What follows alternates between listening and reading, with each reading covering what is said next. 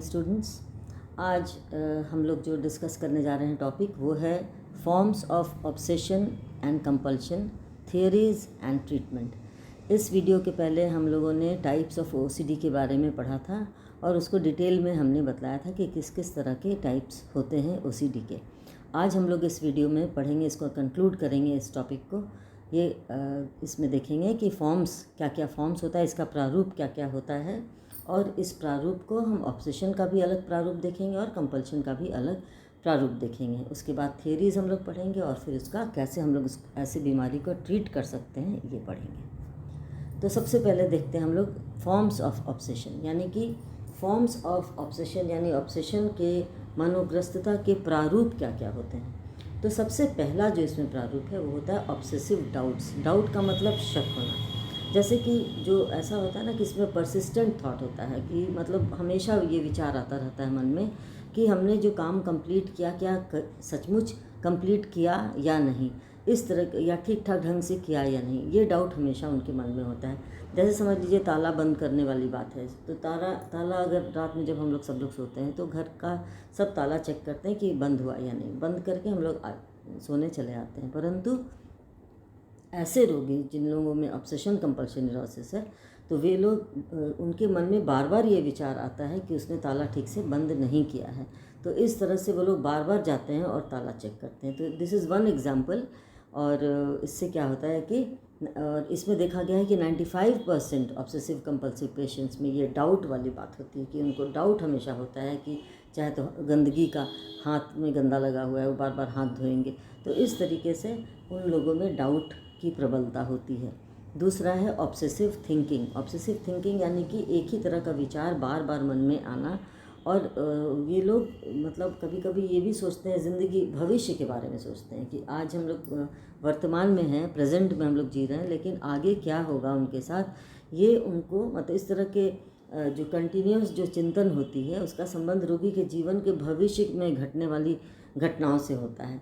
जैसे कि समझ लीजिए कि कुछ रोगियों का हम लोगों ने साक्षात्कार किया, तो उसमें हम लोगों ने ये पाया कि 34% रोगी जो होते हैं उन लोगों में ऐसा चिंतन पाया जाता है। वे लोग अपने भविष्य के बारे में काफ़ी चिंतित होते हैं। जैसे सपोज़ कोई स्टूडेंट है, कोई किसी ने डिग्री हासिल कर ली किसी भी फॉर्म में, तो वो समझ लीजिए कि अगर वो MA BEd है या BEd किया हुआ है या इंजीनियरिंग किया हुआ है या डॉक्टर है, मेडिकल डॉक्टर है, MBBS डॉक्टर है, अगर इस तरह से अलग अलग कोई लॉयर है, तो ये अलग अलग ये होते हैं, एजुकेशन क्वालिफ़िकेशन होता है।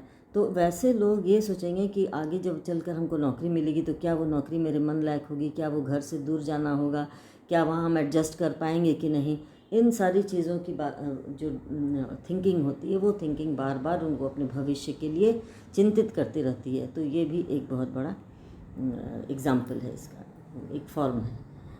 तीसरा है ऑब्सेसिव इम्पल्सेस। इम्पल्सेस भी बार बार आवेग जिसको कहते हैं, वो आवेग आता है, यानी कि किसी तरह का वो आवेग हमेशा नेगेटिव ही फॉर्म में आता है। जैसे कि उसको किसी किसी व्यक्ति को ये देखा जाता है कि उनके मन में एक तुच्छ इच्छाएं या तुच्छ क्रिया करने की प्रबल इच्छा होती है, बार बार उनके मन में ये आता है। और ऐसा देखा गया है कि एग्जाम्पल के रूप में कि एक 40 वर्ष का व्यक्ति था जो अपने इकलौते बेटे का गला घोट देने को हमेशा चाहता था। उसके मन में एक प्रबल इच्छा पनपती थी कि वो जाए और अपने बेटे का गला घोट दे। तो ये इम्पल्सिव डिज़ायर होता है जो कि बार बार उस व्यक्ति के मन में आता था। तो इस तरह के भी लेकिन काफ़ी कम पेशेंट्स में ये पाया जाता है, सिर्फ 17% ही पाया जाता है। नेक्स्ट है ऑब्सेसिव फियर्स। ऑब्सेसिव फियर्स का यानी कि मन में किसी तरह का डर रखना। तो ये उसमें देखा गया कि रोगियों में यह देखा गया कि इस बात से काफ़ी भयभीत और डरे हुए रहते हैं, और कि वे अपना नियंत्रण कहीं खोकर कुछ ऐसा ना कार्य कर दे कि सामाजिक रूप से लज्जित करने वाला हो। मतलब उनको अपने ऊपर कंट्रोल ऐसा नहीं लगता है कि हम मेरे अंदर वो हमेशा डरते रहते हैं कि हमको कहीं ऐसा नहीं कि मेरे मुंह से कुछ गलत निकल जाए जो समाज में जिसकी मान्यता नहीं दी जाती है, जिसको सही नहीं माना जाता है। कहीं कोई शिक्षक है, कहीं ऐसा कुछ नहीं पढ़ा दे जो उसको नहीं बोलना चाहिए था क्लास में। तो ये सब जो डर उसके मन में होता है, तो ये भी काफ़ी मतलब एक इसका प्रारूप है ऑब्सेशन का, कि उनके मन में डर हमेशा होता है। नेक्स्ट है लास्ट है ऑब्सेसिव इमेज।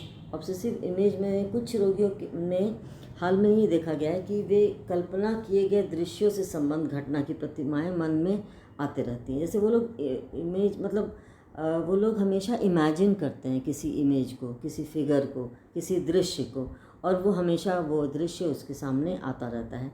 ऐसे रोगियों की संख्या परंतु बहुत ही कम मात्रा में पाई गई है, 7% ही पाई गई है।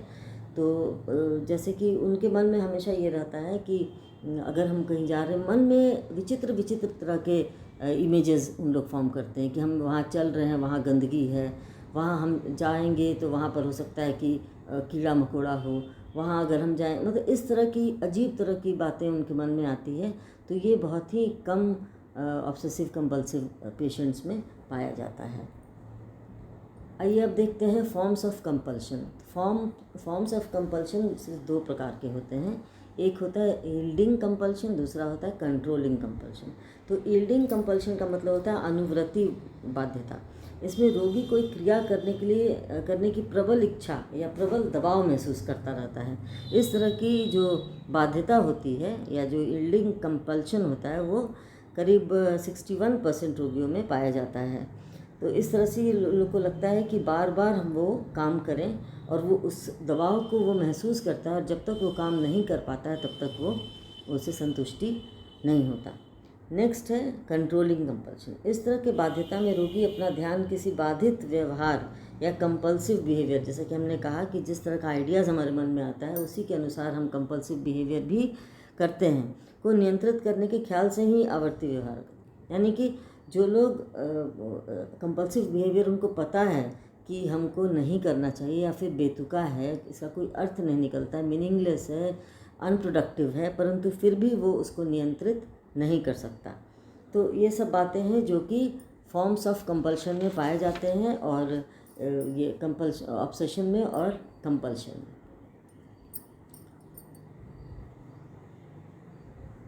अब आइए थियोरीज और factors of OCD.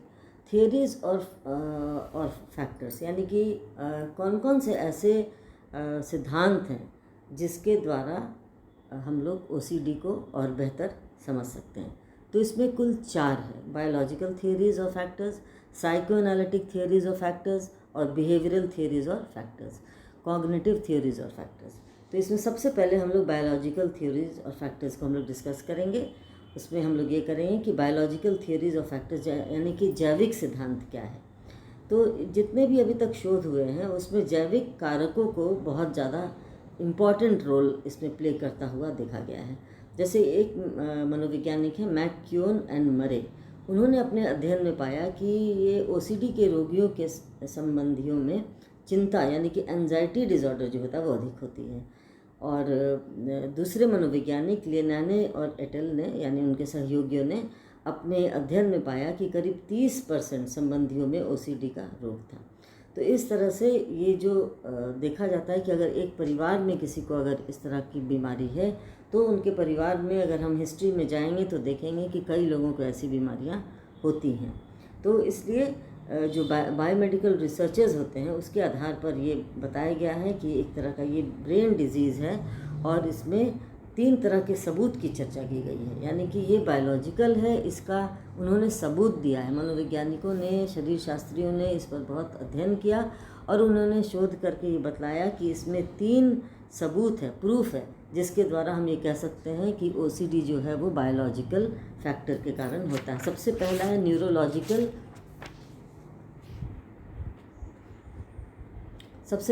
Neurological science.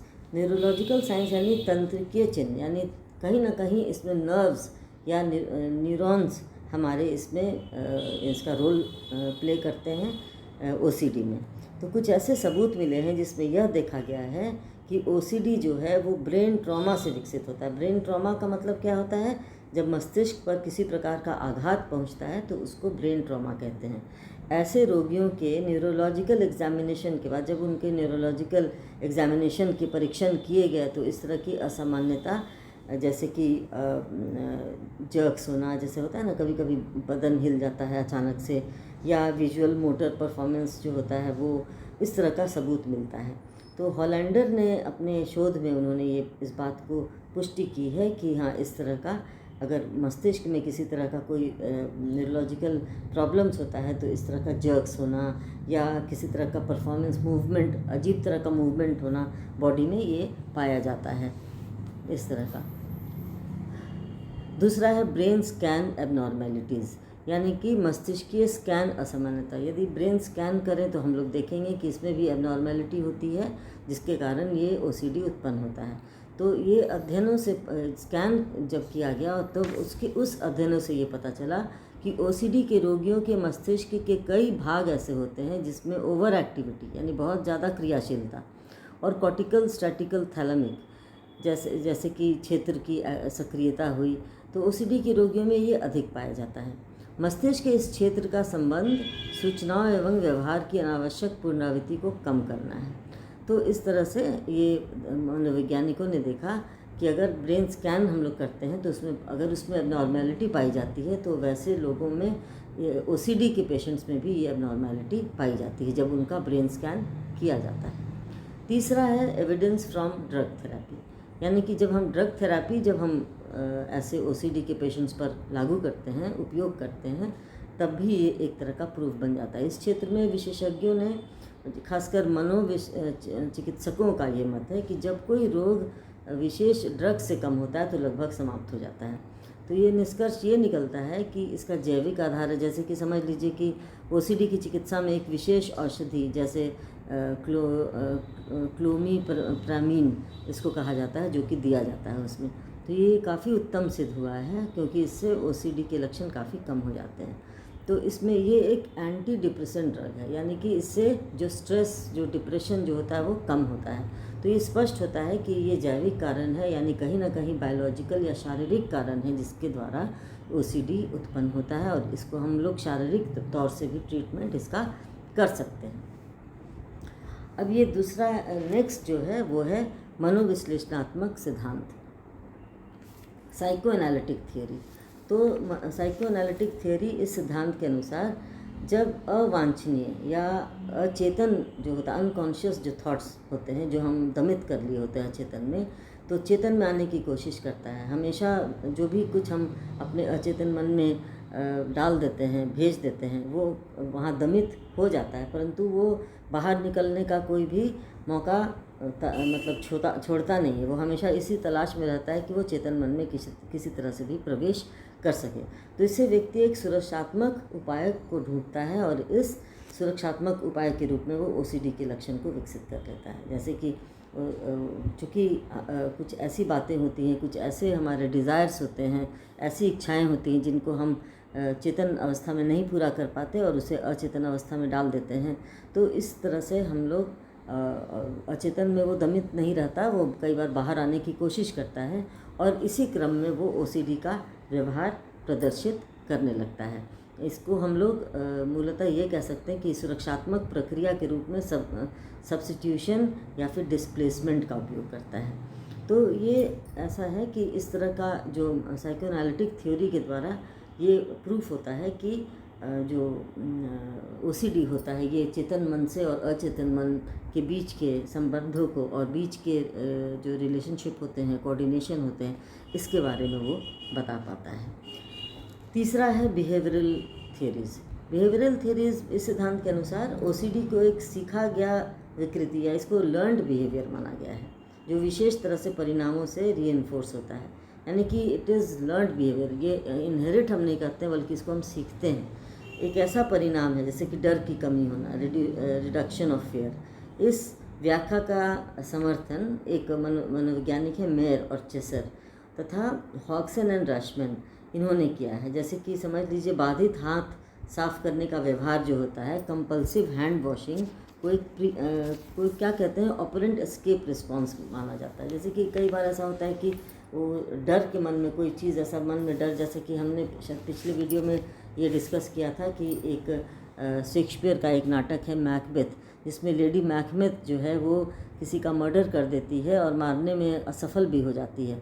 तो उसमें बार बार हाथ धोने की बाधित व्यवहार विकसित हो जाता है, क्योंकि इसमें वो मनोग्रस्ती जो चिंतन विकसित हो गया था कि उसका हाथ इस कार्य में किसी न किसी तरह के जीवाणु से दूषित हो गया है। उसी तरह से कुछ रोगियों में बाधित जांच करने का व्यवहार उत्पन्न हो जाता है। तो ये जो लेडी मैकबेथ थी वो उसके मन में दो विचार थे। एक तो था कि मर्डर करने से उसके हाथ में खून लग गया और खून कोई देखेगा तो वो हमें पकड़ लेगा, तो ये डर से वो बार बार हाथ धोती थी। और कभी कभी उसको ये लगता था कि वो जीवाणु उसके हाथ में प्रवेश कर गए, क्योंकि गिल्ट फीलिंग थी उसके अंदर, अपराध भावना था उसने जो मर्डर किया था। तो ये सब जो अंदर की बात होती है वो उसके अनकॉन्शियस में थी, लेकिन फिर भी वो चेतन अवस्था में उन व्यवहारों को करती थी, कंपल्सिव व्यवहार को वो करती थी ताकि वो उसको कर सके, यानी कि वो अपने उस ऑब्सेसिव आइडियाज़ को, उस विचार को वो संतुष्ट कर सके।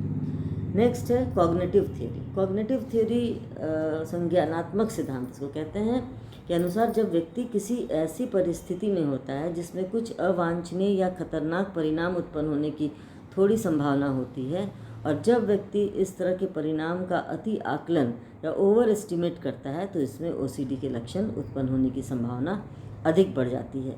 तो इस तरह से बहुत सारे मनोवैज्ञानिकों ने कहा है कि संज्ञानात्मक जो सेट होता है उसमें क्या होता है कि व्यक्ति को उस तरह की परिस्थिति से दूर हटने की प्रवृत्ति उत्पन्न करता है, और इससे ओसीडी की उत्पन्न होने की संभावना भी बहुत ज़्यादा तीव्र हो जाती है। तो ये इतने सारे थियरीज़ थे जिस थियरी के आधार पर ओसीडी को और बेहतर समझा जा सकता था और उसके कारण को भी समझा जा सकता था।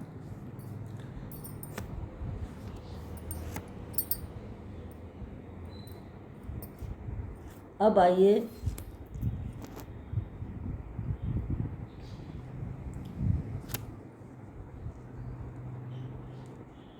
Treatment of OCD.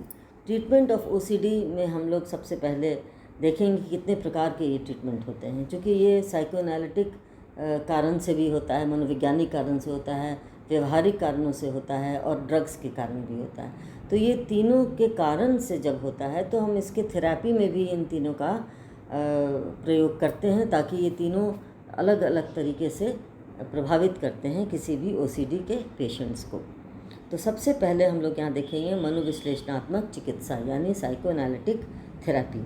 Psychoanalytic therapy जो है वो सिगमंड फ्रॉयड के द्वारा, महान मनोवैज्ञानिक सिगमंड फ्रॉयड के द्वारा ही दिया गया है। तो इस तरह की चिकित्सा में रोगी के अचेतन मन में दमित मानसिक संघर्ष की पहचान करने की कोशिश की जाती है। सबसे पहले हम लोग ये देखते हैं कि आखिर किस कारण, कौन सा ऐसा इच्छा है जो कि उसके अनकॉन्शियस में दमित है, अचेतन मन में दमित है, उसको पहचानने की हम कोशिश करते हैं। इस चिकित्सीय प्रविधि में रोगी के सुरक्षात्मक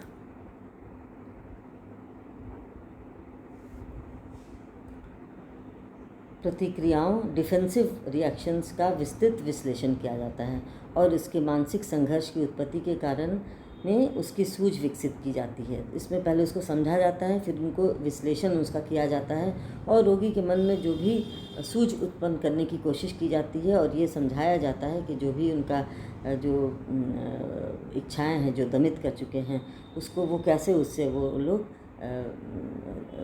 दूर हो सकते हैं और कैसे इसका प्रभाव उनके मन में कम हो सकता है। तो इस विधि में रोगी के सुरक्षात्मक प्रतिक्रियाओं के विश्लेषण में वर्षों का समय लग जाता है और उसके बाद भी उसका कोई ठोस नतीजा नहीं निकलता। इसे काफ़ी टाइम टेकिंग प्रोसीजर है, काफ़ी समय लगता है इसमें। और ओसीडी का मनोविश्लेषणात्मक चिकित्सा द्वारा उपचार करने से संबद्ध चूँकि कोई नियंत्रित अध्ययन नहीं हुआ है, तो इस चिकित्सा सुविधा को भी हम इफ़ेक्टिवनेस के बारे में कुछ ज़्यादा हम लोग नहीं कह सकते हैं। इसमें सिर्फ वर्बल तौर से उन्हें समझाया जाता है, उनमें सूझ विकसित की जाती है, उन्हें ये समझाया जाता है कि जो भी वो सोच रहे हैं, जो भी वो दमित किए हैं वो गलत है और उससे कैसे वो निजात पा सकते हैं। तो ये सिर्फ मौखिक होता है और इससे कुछ लोगों में तो इसका प्रभाव देखा जाता है, परंतु कुछ लोगों में इसका प्रभाव नहीं देखा जाता है। दूसरा है बिहेवियर थेरेपी।